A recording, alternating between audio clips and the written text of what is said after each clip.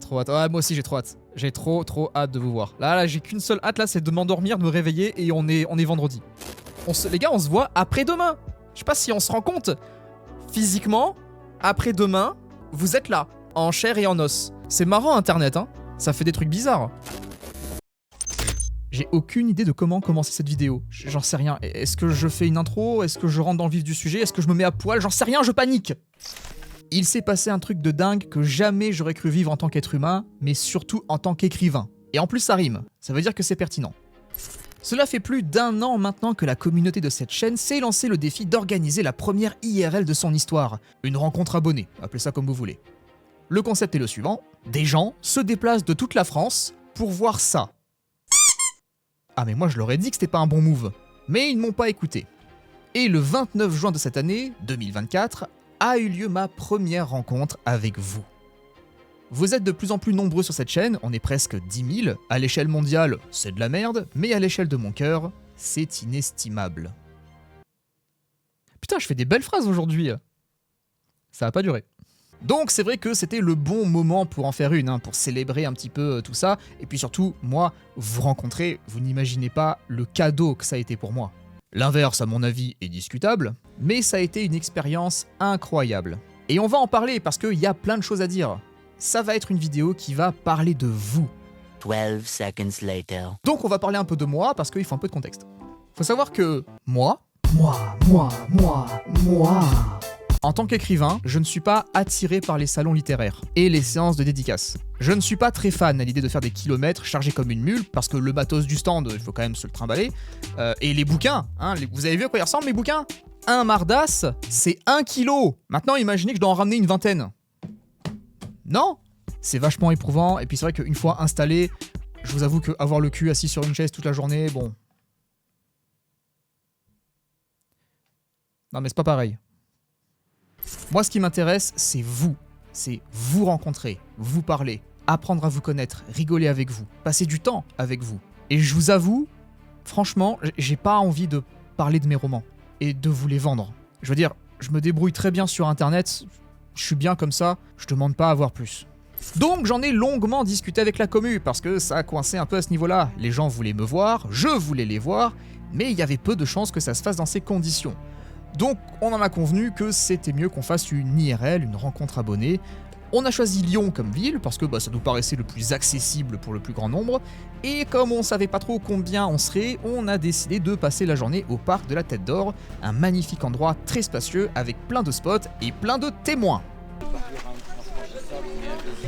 De mon côté, j'étais très stressé à l'idée de vous rencontrer, je vous le cache pas. J'avais terriblement peur que les gens se soient fait une idée de moi qui n'était pas la réalité, à travers YouTube et Twitch, même si, bon, ils pourront vous le confirmer, je suis exactement le même, c'est pas un personnage, c'est juste que la différence c'est que je suis un peu plus timide, je parle un peu moins, mais sinon, je suis littéralement pareil, mais j'avais quand même peur de les décevoir et de les ennuyer. J'espère que ça n'a pas été le cas, parce que putain, mais quel bonheur monstrueux de vous avoir vu. J'ai enfin pu rencontrer des collègues auteurs et autrices que je côtoyais depuis quelques années maintenant, ainsi que les collègues streamers et streameuses, dont la loutre burlesque que vous connaissez peut-être et qui anime des coworking d'écriture sur Twitch. Ça a été un vrai plaisir de la rencontrer IRL, c'est une femme adorable et extrêmement drôle. Vraiment, si vous ne connaissez pas ses streams, mais allez-y, elle est exceptionnelle. J'ai aussi rencontré Solveig Leveder, l'autrice de Portée disparue, un thriller surnaturel disponible sur Amazon. C'est aussi une collègue streameuse de coworking d'écriture, un amour, vraiment. Elle est d'une gentillesse absolue, et je ne peux que vous recommander de découvrir son univers. J'ai passé d'excellents moments en sa compagnie, c'est un 10 sur 10. Mel aussi, aka Même Potter sur Twitch, qui fait aussi des coworking et qui est l'autrice de Le Retour des Olympiens, disponible sur Amazon. Pareil, ça a été tellement génial de te rencontrer en vrai, tu m'as fait beaucoup rire, surtout avec ton chapeau, et c'est passé tellement vite, c'est la folie. Bien sûr, je ne peux pas ne pas parler du grand Tommy Karch, l'auteur d'Ardiae et d'Alternative, plus connu aussi comme étant l'organisateur d'un des plus grands concours de plumes indées sur les réseaux. Tommy, c'est simple. Si j'étais pas en couple, je serais avec cet homme. C'est vraiment le GOAT qu'il pense être. Il est d'une douceur et d'une bienveillance incroyable. Et ça m'a tellement fait plaisir de le voir après toutes ces années à se parler derrière un écran. Vraiment, Tommy, t'es un gars incroyable, je t'aime frérot. Ce que j'ai adoré, c'est qu'il y avait vraiment une ambiance de bande de potes. Même avec les personnes que je connaissais uniquement à travers les pseudos Twitch et YouTube, on se chamaillait et on rigolait comme des gosses. Comme si on avait tous grandi ensemble. Comme si on se côtoyait déjà depuis des années IRL, et c'est ça que j'ai vraiment trop kiffé. Parce que beaucoup d'entre nous, moi compris, on est à la base de sacrés introvertis, on n'a pas trop l'habitude de parler avec des gens, mais là tout semblait naturel. Personne ne s'est forcé à parler à qui que ce soit, on se sentait tous en confiance avec les personnes qui nous entouraient, et j'ai trouvé ça fabuleux. J'ai aussi pu rencontrer Marine, l'autrice de La Putain de Manhattan, mais aussi la correctrice professionnelle, qui s'est occupée, entre autres, du tome 3 de Mardas. Et que je vous recommande toujours autant, parce que, en plus de son professionnalisme impeccable, cette fille c'est un amour. Vraiment, j'ai rarement travaillé avec des gens aussi adorables, et vous savez que je travaille quasiment avec personne parce que je suis très souvent déçu, mais là, il n'y a rien à dire. Si vous cherchez une correctrice pro pour votre roman, mais foncez, vous ne le regretterez pas. Marine, valeur sûre. Faites-moi confiance.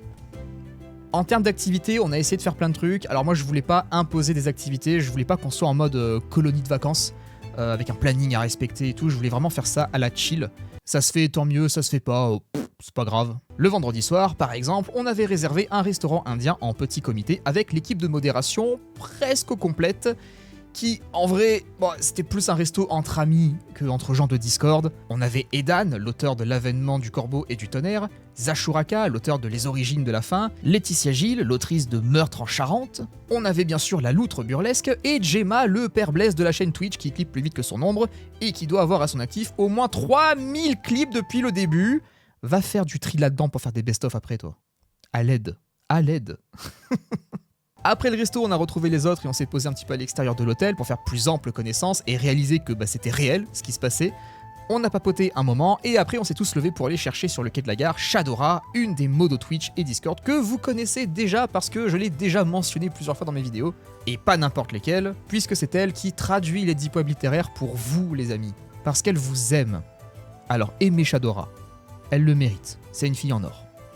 Le lendemain, grand jour de l'IRL, le parc de la Tête d'Or. On était très inquiets parce que la météo s'annonçait pas ouf. Et on avait très peur de se prendre la flotte, et ça a pas manqué. Au final, on s'est quand même pris la pluie bien comme il faut, mais on a survécu. D'autres abonnés nous ont rejoints au cours de la journée, comme Tommy, Xex, Garfield, Hermeux et son chéri, et le grand Parawolf et son entrée fracassante en perruque bleu flashy.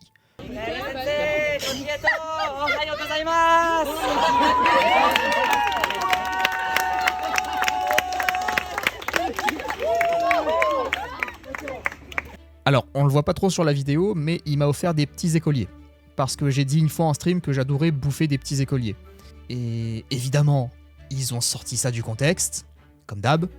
C'est devenu une habitude dans la commu, de toute façon, et après ils s'en servent pour me bully et pour en faire des YouTube poop. Je m'appelle Michael Bieli, auteur en auto-édition, et j'ai des nichons! Ça j'aime bien. Si vous avez rigolé, vous êtes des monstres. Ce qui fait qu'au total, on s'est retrouvé à 25 au parc, ce qui pour moi était déjà énorme. Moi à la base j'avais pré-shot, j'avais dit qu'on serait 10, grand max 10. Parce que pour moi ça me paraissait vraiment inconcevable que des gens se déplacent pour voir ma tronche. Donc clairement la surprise a été de taille. 25 personnes rassemblées autour d'une même passion, à savoir moi. Non je déconne. La passion de l'écriture bien sûr, et des 10 poèmes littéraires. On en a profité pour faire une giga partie de Loup-Garou qui a été aussi longue que la trilogie du Seigneur des Anneaux, et c'était génial, sauf pour moi, parce qu'ils se sont tous acharnés sur ma personne pour me sortir dès les premiers tours. Mais bon, j'ai l'habitude, je veux dire, personne ne veut jamais jouer avec moi, donc... Voilà, quoi.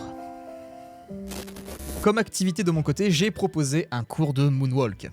Puisque vous le savez, ou pas, mais avant de faire un petit peu tout ça, j'étais artiste de scène, danseur-performeur, et je créais des spectacles sur le thème Michael Jackson. Je fais ça depuis que j'ai 12 ans, et je me suis dit que c'était parfait comme activité, un truc complètement hors sujet, et en vrai, vous avez géré de ouf. Oh!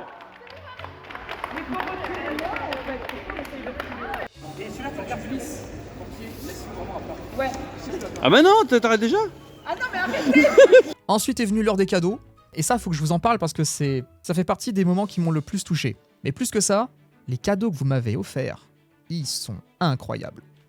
Alors, pour ceux qui l'ignorent, la commu ici s'appelle la communauté des coquillettes. On a un emblème et tout, comme vous pouvez le voir derrière moi. Pourquoi coquillettes? Parce que ça vient d'une phrase que j'utilisais pour la promo de mes livres, où je disais « un livre acheté égale un paquet de coquillettes pour moi ».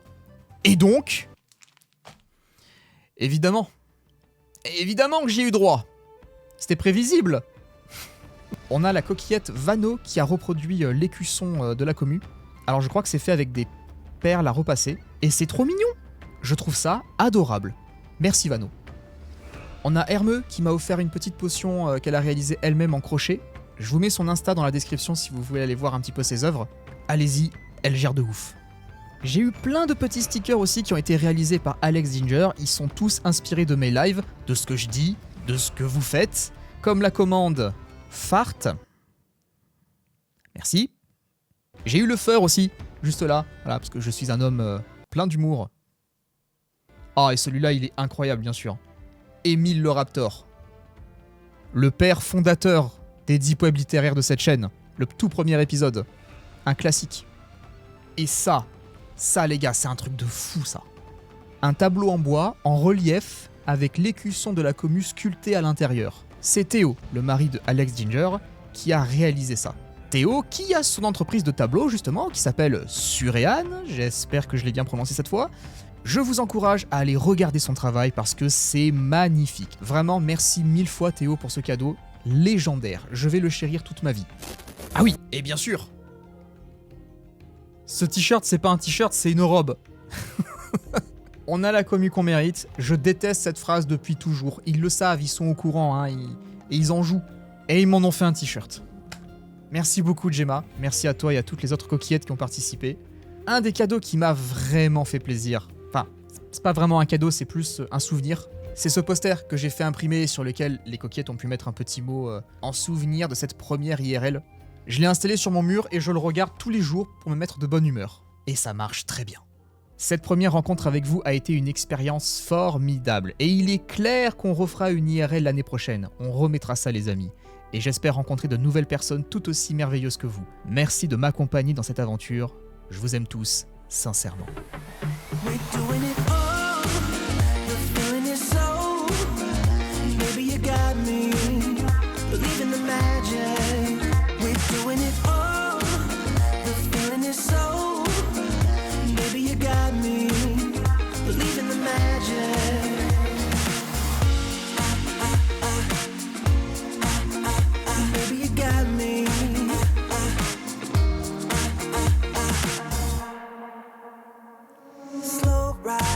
Just you in that baseline. We're way past sunshine. Believe in the magic. Alright, step into the moonlight. Get into that good time. Believe in the magic. And we can save you from your past. This bond is always gonna last. When nothing else makes sense, just stay.